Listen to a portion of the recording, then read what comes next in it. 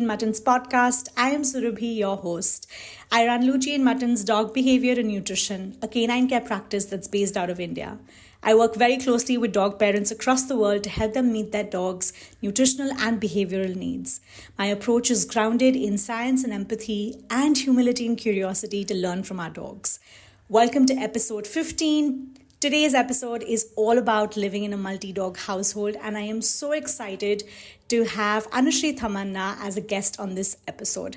Anushree is a fellow certified parks consultant, but she also has over a decade of experience working with dogs at an animal shelter. She's worked as an individual rescuer, as the co founder of a center for rescued dogs, specifically pugs, and of course, works as a behavior consultant and applied ethologist. She's had the privilege of working with dogs of all kinds from different backgrounds and with very, very unique personalities. She is also a dog mom to 5 dogs currently. And so, in this episode, Anushree and I explore all the various things that come into play when we live in a multi dog household. And I hope that you find this episode super, super useful. So, without further ado, let's get into it. Welcome to the Luchi and Mutton's podcast. Today is a really special episode because I have a fellow Bhaks graduate with me. Hi, Anushree. Thank you so much for being here. Hey, How are thanks so you? much for having me, Sue. I'm good. How are you? All good. Okay, so today we're going to be talking about obviously a topic that you've spoken about in multiple different conferences now, and you have such a vast experience of, which is multi-dog households. And so, do you want to tell us a little bit about your multi-dog setup right now, and then we can get into it? Yeah, sounds good. We have 5 rescue dogs. Um, it's for the past decade, we've had a minimum of 2 dogs, and then we used to adopt senior dogs or foster a lot of dogs for short periods. And then over time, we had 7 dogs at one point, and now we've settled at a comfortable 5, if I can say. And all of my dogs are adopted. All of them have been adopted from really pretty bad situations. Some of them directly off the street, some of them in shelters. Um, and one of my dogs in particular, Snow, who you know obviously, but he was actually labeled aggressive, reactive. I mean, in any other country, I don't know how that would have gone down, Hmm. right? So I think that is particularly challenging if you have a dog who requires special attention in all areas Yeah. to function in a house where you have many other dogs. Uh, so it's been a very interesting learning experience, I'd say, the Hmm. last couple of years, because it really changes your perspective Yeah. of what it means to live with dogs, because we always think, so many people tell me, oh my god, you have 5 dogs, how do you manage? Hmm. And I think that was a mistake we had made in the past, where we were doing too much, we were getting so involved in their lives, right? So I think the Hmm. conversation is really about how do you actually give them this optimal environment without really it ending up being a me telling you what to do or how to live kind of a Hmm. situation. Yeah, yeah, that's so interesting, and I'm very curious to sort of dig deeper into some of those aspects. So tell me a little bit about, and again, right, this is just going to be a free flowing conversation between us. So no, hopefully some head and toe, but also not so structured as well. Yeah. Um, but actually, what you said was really interesting. Tell me a little bit about that, because you said, people ask you 5 dogs. That's a lot. How do you manage? And so, what has your journey been like from that space of, and especially I feel like because the Bhak's way is also very hands on, right? It does require that kind of effort and patience and understanding from our end as well, right? To Yeah. know each dog and to be able to meet their needs as much as possible. And we're not just talking about emotional needs, but also, when you are sort of when you are sharing your lives with these dogs, and especially if they've come from really difficult backgrounds in the past, I'm sure there are potential medical issues, and there are, so many different things to take care of. So how have you found your balance through that journey? Yeah, that's a good question. Um, Before, Hmm. what we used to do was, or at least the mindset that we had was that we had to let each dog know that, hey, this is what Hmm. you have to do, here's how you have to behave. So we were still putting the same amount of effort and time, Hmm. but in such a misguided fashion, because I'm not Hmm. really, like you, I'm not really addressing any of their needs. It's Hmm. really coming from a place of, hey, I this is my home and I know what's good for you. Hmm. I know that this, which is really absurd now when I think about it, right? Yeah. Because, but I can also understand why I think like that, right? Because I grew up like that. I grew up in a Yeah. house where, hey, this is my house, my rules, you learn to live Yeah. by it. So Yeah. it's subconsciously, that's something you just carry. You just you feel like you have this, the lack of a better word, authority Hmm. subconsciously, and as if without us they can't, they can't navigate relationships or they can't live life, Yeah. so it was still the same amount of effort, but it was so misguided. And now when I think of, hey, what are the changes that we've made, how are we, investing ourselves differently in these relationships, and it really looks like what you pointed out, right? uh, First of all, making the effort to build relationships with each of those dogs. Hmm. Without being able to do that, I first of all don't understand what each of my dogs needs. I'm still looking at Yeah. it from a, hey, all dogs are somewhat similar, right? But Hmm. they're not, right? So that has been one big learning, is like, okay, first, hey, take a step back. Just because Hmm. this worked for this dog and this dog is comfortable in this setting doesn't necessarily mean that holds true for any of the other dogs in the house, right? Yeah. And even, and then it leads you down the path of, okay, but how do I understand what my dog needs, Hmm. right? And there it's the basics, and we seem to be making mistakes in the most fundamental thing of relationship building, which is communication, right? We Hmm. aren't even able to communicate to our dogs effectively, but that onus is never taken on ourselves. It's always, Hmm. my dog doesn't understand, Hmm. I need to teach my dog, Hmm. right? So that was a big learning, because see, with dogs who have a fairly complex history, even their, everything that they engage in or they do is more nuanced. There's a lot of, it's very layered, Yeah. and so it also requires us to be able to acknowledge that. It requires us to be able to look at certain behaviors, and I don't mean the obvious ones, but the more subtle ones, the ones that they letting us know every day in these smallest Hmm. interactions, and the day to day of life, that they're letting us know these things. It's imperative that we understand what that looks like. I think, Hmm. even, when I did, um, I started with Parks, with C101, right? The Canine Hmm. Essentials 101. And it honestly was like, my eyes were just being opened at that moment, right? And here's someone Hmm. who's lived with dogs her whole life. Here's someone who's Hmm. worked in a trauma center. Not to say that it was not possible to for me to understand canine behavior, but to the depth and the nuance that I Yeah. now understand. Because again, we're used to these, and I'm sure you're seeing this as well. We're used to the big behaviors and the big forms of communication that they want to tell us, but we Hmm. don't know what the subtle, nuanced conversations look like. And Yeah. a relationship is only as deep as we're able to understand each other, right? Yeah. If I'm able to only understand you superficially, I cannot be there in your time of need. I cannot be your Yeah. primary caregiver, Yeah. right? So I think there's also that, the investment of hey, okay, what are the, nutritional needs of each of my dogs? It's not the Yeah. same. And even with our 5 dogs, 2 of our dogs eat similar kinds of food, but the other 3 eat completely different diets, Yeah. right? So are you, someone wants to bring home a dog, are you willing to do that? Yeah. Because there is no guarantee that, I mean, of course, not everybody needs the same amount of food in the same quantity in the same Yeah. proportion every single day. Yeah. It's not, Yeah. even for us, it's even Yeah. as an individual, every day that's not possible. But within 2 dogs, it's not the same, Yeah. right? Am I Yeah. willing to acknowledge, um or even understand the space requirement within my house, right? Like, one of the Hmm. things that comes up is we always want to get a dog, and Of course, we hope that it works out. Of course, we Yeah. do. But the event that it doesn't, Yeah. you have the ability to navigate that situation, right? Let's Yeah. say, I mean, you've seen the example of our life with Snow and Jojo, Hmm. who didn't get Hmm. along, and we had to separate them for 6 months in the same house, Yeah. Yeah. right? Like, I mean, do you have the ability to do that? Are you willing to do that, right? Yeah.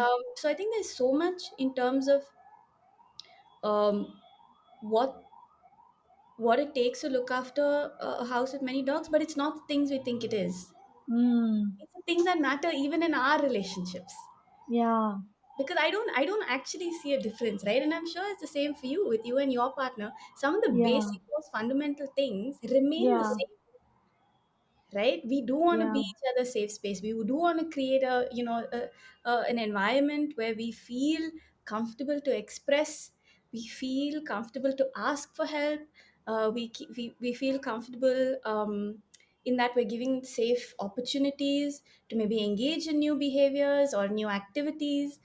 You need Yeah. all of that even in your basic relationship, and you can't even get there if you're not able to understand your partner, or what makes them Yeah. feel safe, or what scares them, what do they like, what don't they like, right? Yeah.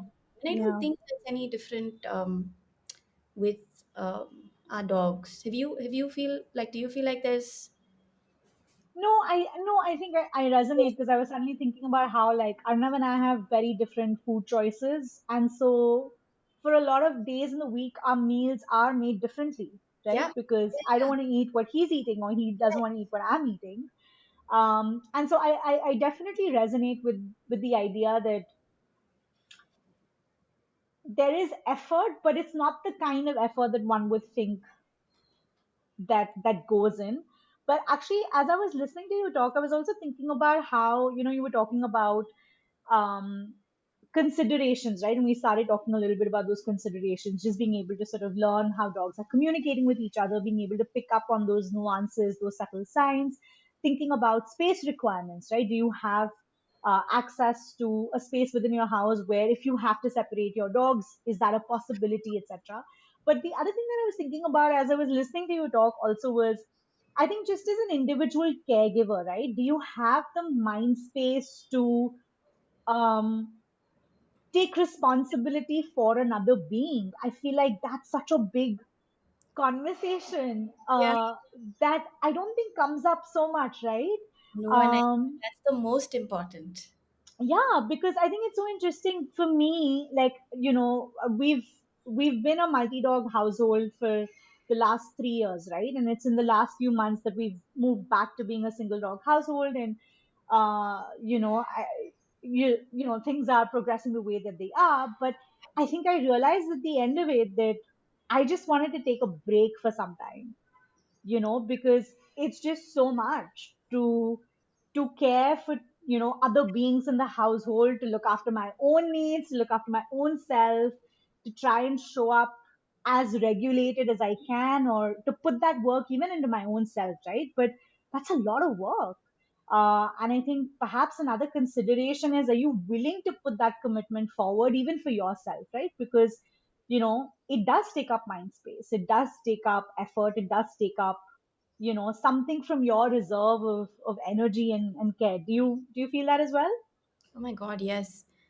um a couple of, I'd say sometime around last year, we was really in a tough space, in our Mm, I was in a tough space in my personal life, and I remember I was struggling so hard to show up for myself, and then mm, f- I had to show up for the dogs, right? There was yeah, no choice in that matter, because um, obviously, but it literally took the life out of me.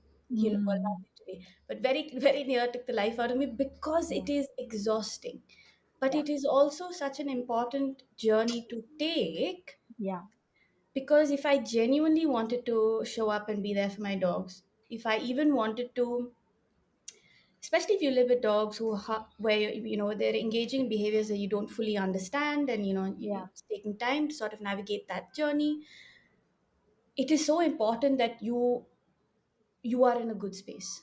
yeah, I mean, I thankfully I feel like I'm in such a better place now, and already that in itself has eased up a lot of tension in the house, mm, right? So that's one thing Yeah. off the plate. But there's also this angle that I'm able to see so much more of my dogs now, Mm. right? Because it has become less about my insecurities, my fears, my angers, my trauma, my etc., which has been blinding me in many ways. Sure. Unfortunately, some of Sure. this is so deep rooted that you don't even realize that Yeah. that's, sort of percolating in your day to day relationships. And unfortunately, when it comes to a dog, you have no choice but to make that effort. You have no choice, but if Yeah. you need help, you get the help you need so that Yeah. you can help this dog, because this dog is dependent on you, right? Yeah. You have brought this dog into your home. It's our responsibility to be able to show up for this dog, and you can't do that if I'm constantly getting triggered, that Snow is getting triggered, that makes no Yeah. sense. I mean, Yeah. sure, okay, I'm living with a dog who's engaging in reactive behaviors, but I understand where that's coming from. But if I'm still going to every time, I mean, there have been instances in the past where I remember there were the same situation, right? For example, one of Snow's very very common fears is someone entering the room, right? Mm. Now every time someone enter the room, he'd charge, okay? And I know on days when I've had a hard day, I'm irritated. I'm irritated Yeah. that this has happened for the 17th time today and you're still behaving like this, Yeah. right? That's the old me, right? Where Yeah. you can't do that. I can't let his behavior trigger me, because Yeah. that means I need to look inwards and figure out why the hell am I being triggered. Yeah. I can't blame it on the dog saying you need to stop your behavior just because I'm getting triggered. That makes no Yeah. sense, Yeah. right? I Yeah. need to fix myself in that. I need to understand and figure out what it is that's triggering me about Yeah. this behavior and or this situation. And a lot of times it's not even the behavior that used to trigger me. Yeah. I would think about it from, like, it just tells you, right? When you're in a when you have a clear head, things look so Yeah. different. But when things are murky, it's like I'm thinking about it like, man, how many times do I got to tell this dog? But I mean, I haven't put in the work to build a relationship with this dog. Yeah. Who am I to? Why should he listen to me? Yeah. If I want him to be able to rely on me, I need to do the hard work that he can trust me. And the first thing means don't put him in situations where he's constantly getting triggered. Yeah. How Yeah. can he rely on me if I'm constantly putting him in a stressful situation? Yeah. It's not Yeah. possible, right? And for me to be able to do that and understand these things, and you see again with Snow, charging at someone is such an obvious behavior. So I'm like, Mm. okay, I need to change that. There are other triggers that he has where he doesn't necessarily charge or bite, Yeah. but he is triggered. Yeah. And I was not taking that seriously, Yeah. right? Because I'm just like, my priorities are messed up in my head because I'm not Mm. clearly thinking. But now Yeah. that I have that space and I'm in a good space of mind, I'm able to say, oh, I need to avoid even the small trigger so he can be at peace. Yeah. Peace in the interim, right? Yeah. So things like that. And I think being present, being mindful, Yeah. being able to handle the tough situations with your dogs, it is very hard to do if you are not Yeah. self-regulated, because, and especially now over the last couple of years when all of us have become so tight because of all of the experience Mm. that we've had and we've put in the work to build those relationships, we are it feels like we're so connected, Yeah. and because of that, even my state of mind, like, I remember there was a recent altercation between, almost, it didn't nothing happened between Snow and Jojo, and Mm. they one of them was, whatever, they ended up to be in the same space, in a very tight space, and I happened to be on the other side of the room, obviously not even imagining that these were, I have three pugs, so it is the corner of my eye, but I saw them going around and I said, "Oof." Immediately, that's not, Yeah. that's Yeah. tension, right? Yeah. um I was like, oh. And in that moment, it is a very high stress situation for me, because in the past there have been moments where I thought these dogs would kill each other, right? So Mm. for me, that's the last image that I have in my head. Yeah. And I'm thinking, I froze for a second, right? And thankfully, because I was in a good space mentally, I was Mm. able to say, hey, your body language and tone matters so much in these next few seconds, right? Yeah. And the other aspect of this is I've worked on my relationship with each of my Bo- dogs. Yeah. So with Snow and Jojo. So I knew immediately that the only way for me to do this is just do it like I've been doing every day. How do Yeah. I behave on any other situation where it's not such a high stress? How do I navigate? And all I said was, I took a step casually into Snow's room and I said, "Come on, Snow, let's go." Mm. My heart was in my throat. Like I could feel, like I could hear it beating in my ears, right? Because one mistake, and you're dealing with a big dog and a pug, first of all, right? And there's like real damage that can happen here, Yeah. right? So, and all I said was, "Come on, Snow." And I swear to God, I didn't know how this was going to go. He was going around. He looked at me for a second, and I just said, "Come on, let's go." And I walked in, and he followed me, and I just closed the door before Jojo could follow, right? And I was shaking. But I wonder, if I didn't have, if I was Yeah. not in a good place, could I have observed what was happening? Would it have registered as quickly as it did? Would I have been able to be as calm to say, "Hey, come on, let's rely on all of the work we've done. Trust me, because I'm able to Yeah. help you here. Let's go." And I was able to pacify Jojo separately. I was able to, because I didn't get myself worked up, even post that interaction, I was able to Yeah. be there for them in that decompression moment. I was able to Mm. sit there and say, "What do you need from me?" For Jojo, that looked like, "I just want something to chew." For Snow, for the next 3 days, he was like, "I just want to sleep right next to you." So, Mm. it needs you to be so in tune to what's happening with your dogs, and you can't do that if your brain is clouded. Yeah. Oh my God. Yes. Like all of it. And and I think that like, um, yeah, yeah, because I feel like there are, there are these really, um, and I think there's a theme, right? There are these really subtle moments that you can misinterpret and misunderstand when you are not, when you don't have your presence about you, right?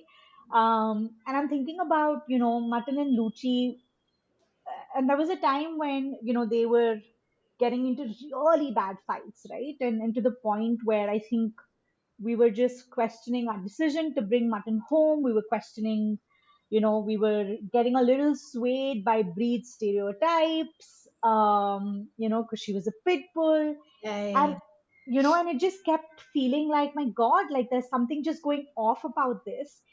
Till I think I was able to extricate myself from all of that crap in my head and be like, okay, let me see what is exactly happening.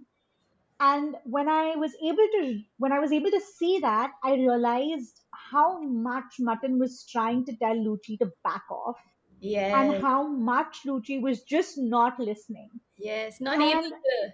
just Yeah. not able to Not able process to. that, right? Yeah. And in that moment, for me, it was such a fundamental shift in my perspective and in the story that I was telling Yeah. myself and the story I was telling others. Because in that moment, the story shifted from, oh my God, Luchi needs to be saved, from Mutton needs to be saved. Yes. And so, what can I do differently Yes. to come in the way and to break this Break up the tension. Yeah. before Mutton is pushed to the point where she has no choice but to respond in a way that Luchi is responding back to her, Exactly. right? And Exactly. it was transformative to my relationship with Mutton, because exactly to what you said, I think that what that did was it built trust for her to be like, oh my God, you get it, you get it, you're able to look past some of these things. And what was so interesting was that when I started doing that for Mutton, I think Luchi later on picked up that, oh, she can also ask me to do that for her in different situations. And so what was really interesting was, they had a couple of issues around like closed doorways. Mm. And so what would happen is, if Mutton was lying down next to the door and Luchi wanted to cross over, she would look at me and she would essentially ask me to split, Yeah. right? And I would split and she would move very comfortably. Yeah. And if I was not in her vicinity, she would whine and I would come out and I'd be like, okay, you need me to come and split. Yeah.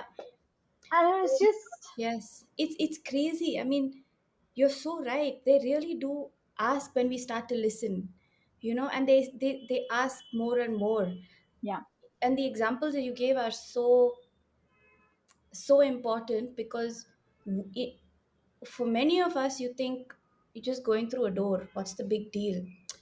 You don't understand what that Yeah. sort of a proximity, what that kind of Yeah. tension can feel like for a dog. Mm. You know, Mm. even the other situations we have is when Bella is sitting on the couch next to us, and this is mostly only with Bella and any other dog, Right. because she before, of course, all of this is Mm. before I studied Barks, but she would, if anyone came near me, she would kind of go towards them. Um, Mm. so now the way it is we're sitting on the couch and one of them wants to come up. They're like looking at us and looking at her, and we're like, yeah. Mm. And we've got both hands up, and they're like, yeah, that's all they need. They don't even Yeah. need, once you start establishing that message, and you can kind of get on the same page with them about, hey, yeah, I got you. Tell me what you need. Yeah. They really actually need quite little from us. But it's Yeah. getting up to that is, Yeah. is where the hard work is. But it's so rewarding because, Yeah. man, our lives are like, it's amazing. It's like we're talking so much more, if that makes sense. Yes. Yes. Yes. You are right. Yeah. Yeah. Yeah. Yeah. Yeah. Because in fact, as you were sharing, I was just thinking about how in any other in and I'm sure this is true, right? In multiple contexts, and I'm sure we've had, at least I've had these moments again, back to feeling dysregulated, just not feeling up to myself, where a lot of this could feel like work, right? And a lot of this could feel like, oh my god, like at what point can I just stop doing this? Yes. But I think that that flip to say this is just communication and we're It is. just talking, Yeah. and It's crazy. it's amazing. Yeah. And that's why when people come and say, "Oh my God, you have 5 dogs. How do you manage?" I'm like, "Hey, it's not that hard." And Hmm. we recently moved to a new apartment, like sometime last year, and um, I know that a lot of our neighbors, before we started to become friends, were like, "Hey, how do you handle 5 dogs? That's a lot of dogs, and I don't hear your dogs." And I was like, because that's the expectation. When you Yeah. have more than one dog, that your dog's always barking or Yeah. constantly, engaged in some adrenalizing activity. And then, as our neighbors and us became friends, and they started to hang out more and see what this looks like, where my Hmm. dogs are chilling and like sunbathing or like sleeping, each one in another room, and Yeah. they have their own thing going. Yeah. Really refreshing to, like, as a mindset to understand that just because more than one individual lives in a house doesn't Hmm. necessarily mean there needs to be tension, conflict, Hmm. this power of control, any, the sense of authority. You don't have to have that. It Yeah. That's not what this means. And this comes Yeah. from when we were growing up. My mom, we had, at one point, we have 3 dogs, and two of them were siblings. Hmm. And when they turned 2 years old, all of a sudden started attacking each other, right? Yeah. And we were like, oh man, what's going on? Like, you guys have known each other like 2 years of your life, man. What's happening, right? Yeah. And we were clueless. And I had I had volunteered at a shelter before that time, so I was still quite young, but I had seen what some training was capable of doing. So Hmm. I was very sure that I didn't want to do that. So my parents, obviously, my mom was like, yeah, let's figure out what else we can get. And so we got this one guy. Anyway, his thing was, we used to feed them together. All right, we used to feed them Hmm. on the balcony together. And he said, yeah, you should. And the fight started after they finished eating, right? On one day. And actually, they had finished eating, the bowls were cleared, it was just in that space and after food, there was no food involved, Food involved. right? um, and he said that, to take an empty can, so these Pediasure cans, these things, put a few coins in it and keep it, and every time they look at each other, to throw the can. Okay, and we were like, what? In my head, I was like, what is that going to do? Like, I'm just thinking, what is that trying to achieve? Even at that time, even not knowing as much as I do now, I was like, what Oh. is it going to do? And I didn't even have to ask the question out loud because he tried it, and my dogs went on all fours and started shaking. Okay, and I was like, okay, this is not happening. So we were like, okay, thank you for your help, bye. Right now, at the time, we didn't have the knowledge to figure this out, but thankfully for us, so the way that it was there were three dogs. One was my mom's, one was mine, one was my brother's. Around this same time, my brother was just getting married and moving out, so he's like, I'm ready to take her. She's not happy, that's fine. So we were able to remove Mm, them from that situation. right.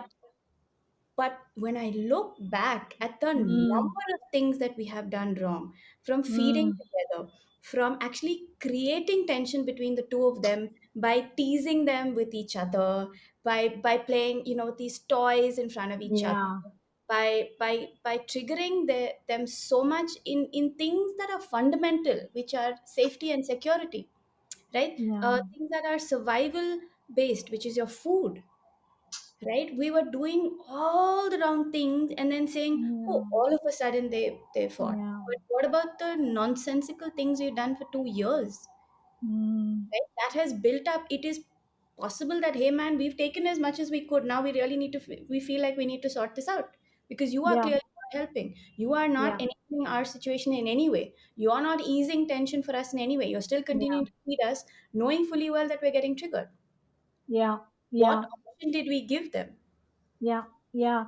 And I mean, oh my God, that's just heartbreaking. And but also, thank you so much for sharing that, because I'm sure like that's also so hard, right? Because none of these things leave. It happened. Um, It's still yeah, happening to like clients who come to us. yeah, yeah, yeah, Okay to share that story. They continued. yeah, I mean, they went on to live for about, Ellie lived for 12 years, and Dia is still with us, and she's 14. So we're in a yeah, good space. But because we yeah, had the option of, separating them, sure, yeah, yeah, what if we didn't? And we still yeah, didn't know what to do. yeah. No, and I'm so glad you sort of made those connections, right? Because when you mentioned, all of a sudden, both of us started laughing because we've heard this so much with Yes. clients, and we've experienced it in our own journeys where it's just like, oh, all of a sudden something's happened, but it's never all of a sudden. And I think that even in the example, right, when you start piecing together the smaller ways that we've built tension unintentionally or intentionally between dogs, I think it's also such a wake up call to realize how much our dogs tolerate, Oh and yes. how much, like, how patient they really are, right? And then, of course, that patience and tolerance gives way. But I think in each of the, and again, I've worked with clients who've had multi dog conflict and aggression, and again, all examples, right? They're fine for several years, Yeah. and then something just happens, and then it's just uncontrollable, so as to speak. But again, it's such an important example of how much they're able to tolerate, and how And much we keep coming and messing it up. yeah, and how hard they try to tell us. I Yeah. mean, like, they used to growl, and then people will Mm, tell you, oh, you have to make sure that your dogs don't growl. It's a sign of aggression. Okay, then what if yeah. I just actually listened to what that Yeah. dog growl meant and said, oh my God, this is you're feeling like you need to defend yourself. Let me help you and create some Yeah. distance between you and whatever is causing you distress, right? Instead of looking at it like that.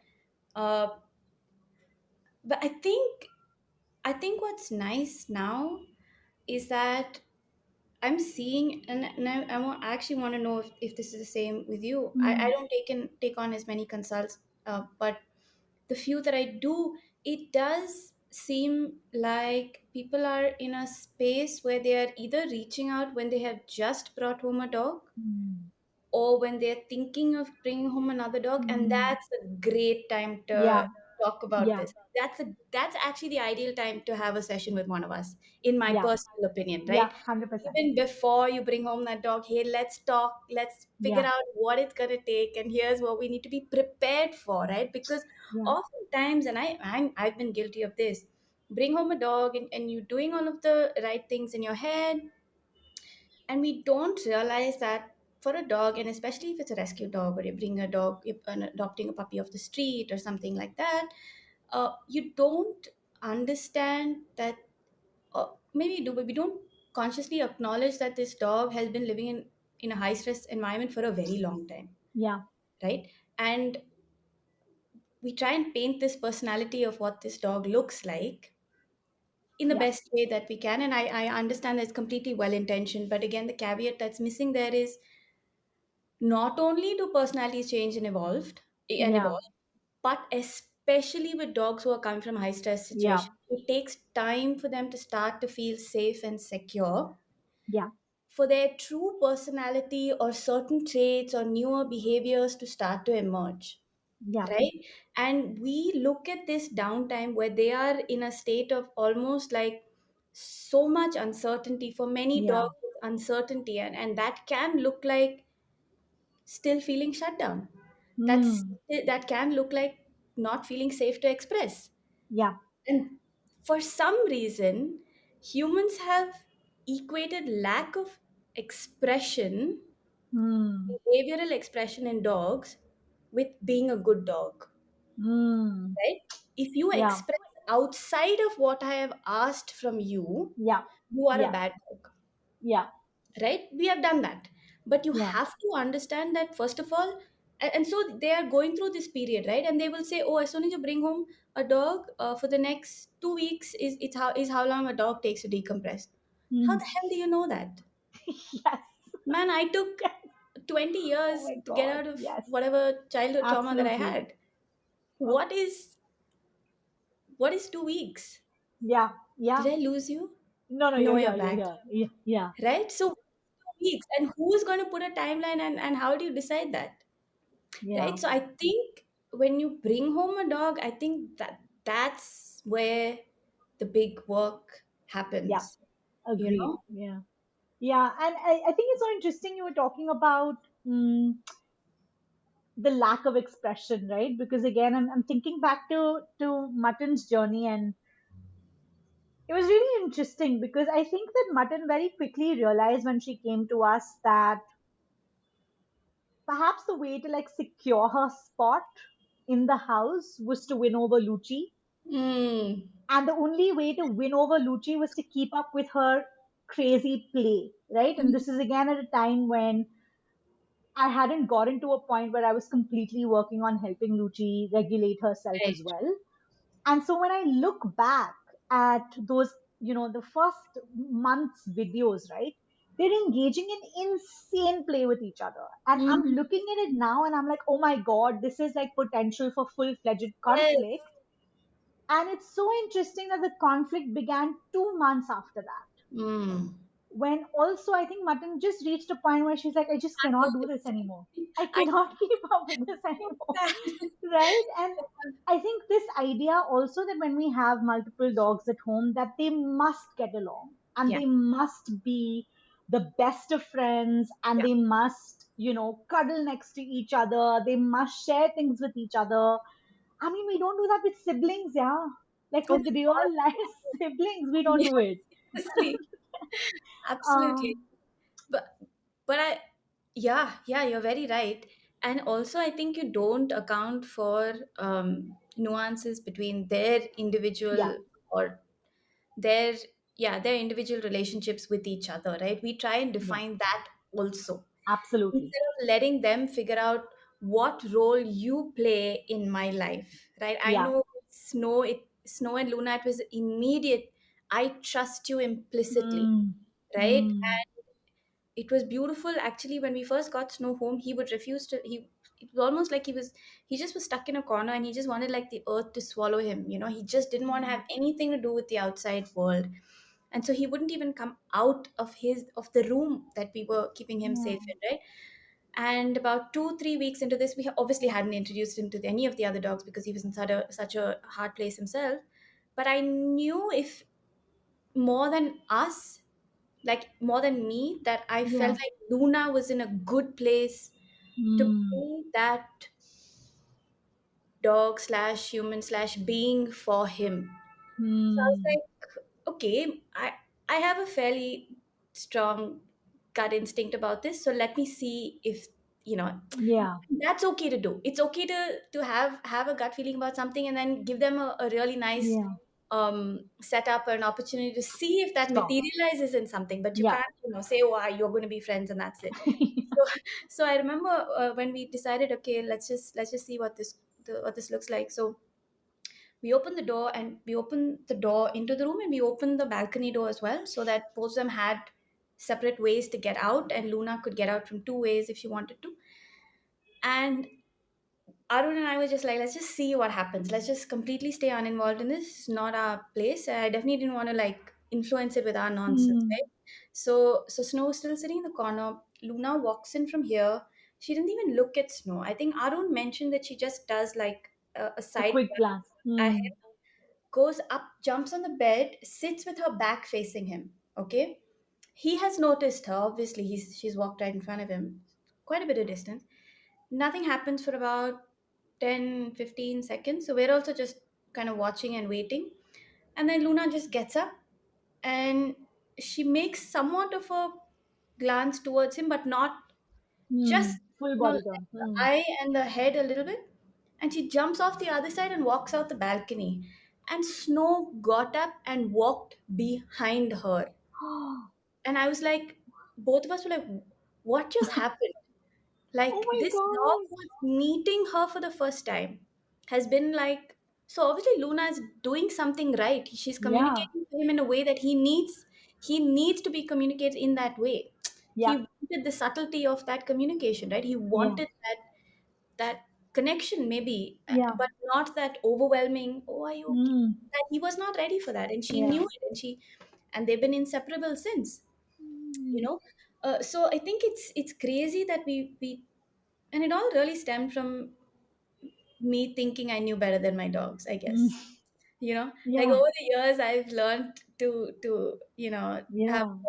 yeah, to take a step back and make myself realize how unimportant I am in those areas, and find out what my role actually as a pet parent Yeah. is, and Yeah. what it should be, and what that looks like, right?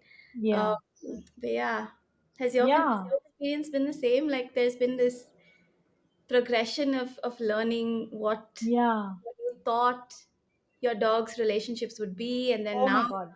yeah, Yeah, yeah, yeah. Yeah. Like, oh my god, fully. And I yeah. think that I've definitely um I think I've also become more aware of it after Mutton passed away. Hmm. Um because it's really interesting. Like, I feel, and my sister and I were having this conversation about how sometimes when you're in a relationship with another person, you need a third to balance things out, Give some you know? perspective. Yeah. Yeah, to give some perspective.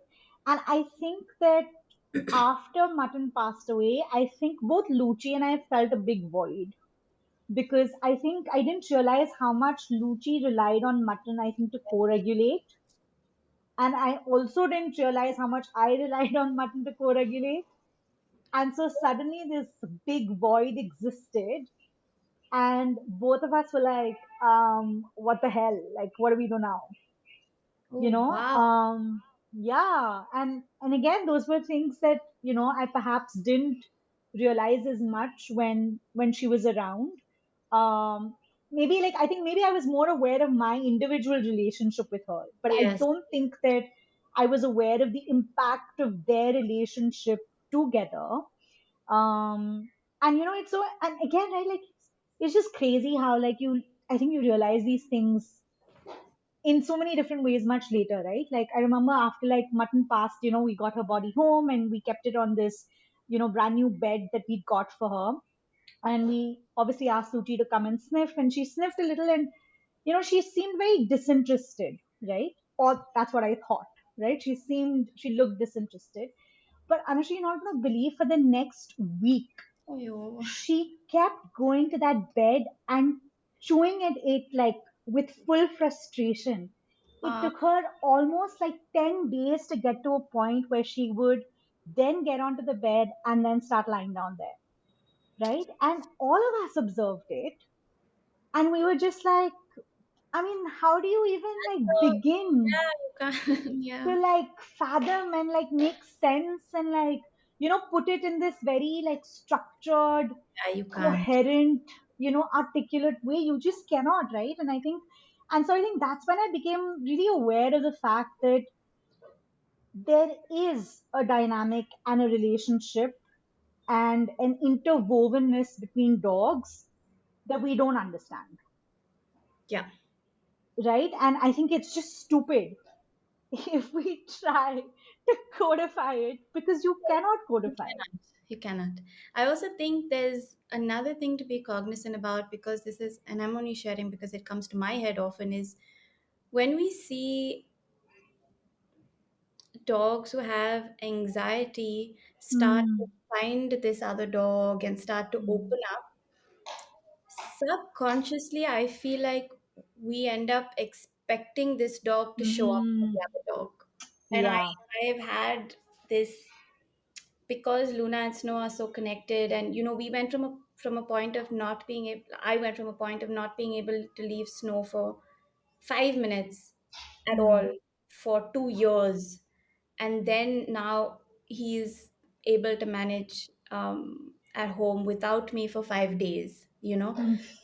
And so I find myself thinking things like, Luna, why don't you go with Snow and he'll feel better, in my head. And I'm like Hmm. catching myself, that's not her job. Yeah. I can't make my dog, I can't, I mean, my dog is free, Snow's free to go and ask Luna if he needs reassurance, if Hmm. he needs her for something. I cannot ask her to show up for Oh, wait, I another think dog I because she lost can say you. no But to you're Snow. here. But with me, Yeah. am I now? Of course, she can say no to me, and with my dogs, they anyway are very very vocal about what they like Yeah. and don't like, right? But in any other household, a lot of Hmm. times a dog will do things to make us happy, but that doesn't necessarily mean that that's the right thing that they would choose to Yeah. do if we weren't in the picture at all. Yeah. That's Yeah. something to definitely be mindful of what we are asking from each of our dogs. Yeah. I agree, and I think that's such a great point, because I think where this comes up a lot with is when you have a dog who's struggling with separation anxiety, and a Yes. lot of pet parents will Yes. ask, "Or should we bring home another dog who can give them company?" Right? And I think it's exactly what you said. I think that we have to hold space for the fact that one is you're bringing home another dog with whom you have to anyway build your relationship with, right? So there's Yep. that process. Then there is a process where they are figuring their dynamic out together. Yeah. And it's not to say that you're going to bring home this dog and this dog is going to suddenly take this responsibility, right? It doesn't work like that, right? It Yeah. could be a responsibility that they just don't want to take at all. It also um it also could be like, between you and I can message you and say, hey, I really need to speak to you right now, and I'm going through something. But you are well in your right as a good friend to come back and say, hey, I'm not in a good space right now, but hey, can we Absolutely. chat tomorrow? So there's also, and I see that with Snow and Luna, there Yeah. are days that she is way more interested in engaging with him and being Hmm. there for him and indulging him. And there are other days where Yeah. she was like, no, not today. And he's like, yeah, perfectly okay. Yeah, Yeah. they Yeah. have that sense of security between themselves, where even if she says no, it's not personal. It's nothing. Okay, Yeah. cool, no worries. Yeah. We'll be here. We'll Yeah. chill. We don't need to play. We don't need to go out together, right? So I Yeah. think that it's like so nuanced, right? Because the more you start to observe these things, Yeah. in fact, like sometimes there are, I mean, it's crazy. Arun and I will be sitting in the living room, and Luna would have like heard something outside, so she's gone running, and then Snow's gone, but then he wants me to see, so he's come back to call me, and Arun's like, is this happening? Like it's like a comic, because Yeah. they're like, it's crazy. Like there's so much conversation happening now. It's almost like we're living with other Yeah. beings who can talk, because now Yeah. I can understand what they're saying now. I know what canine communication looks like to a large Yeah. extent. So I'm able to Yeah. have these conversations, and it's beautiful. Absolutely. It is Absolutely. so amazing, because when you can Absolutely. talk, then you don't need to shout. I mean, you know what I mean? Like when Yeah. you can, because that's what I've seen. I mean, when I'm able to. have these conversations with my dogs where we're able to communicate effectively, where I'm able to understand what they're saying, they are able to understand what I'm saying, Hmm. because I've set the environment for them and I've put in the hard work, and all of those things have fallen into place. I have not raised my voice at my dogs for a long time, and Hmm. that's a lot for someone who has had issues with anger in the past. Hmm. That's a lot. And it, of course, it comes with starting to work on yourself, right? It starts there. Yeah. But yeah, I Yeah. mean, relationships are too complicated to try and say, oh, this is define everything possible. Yeah, yeah, awesome. Okay, on that note, we should end this lovely episode. Okay. Anushree, you and I can talk about this for ages. Like, I'm sure, like, there are so many other tangents that we can pick up. But I this like was how so we didn't lovely. even, I know, but I like how we didn't even talk about anything we decided to talk about. But it was Yeah, so much fun and it was so engaging yeah. and insightful. Yeah, and for sure, I'm going to call you back to talk about lots of other things. Thank But thank you. you so much for gracing this episode. This is amazing, and I will see you soon. Yes, thank you so Take much care. for having me. Bye.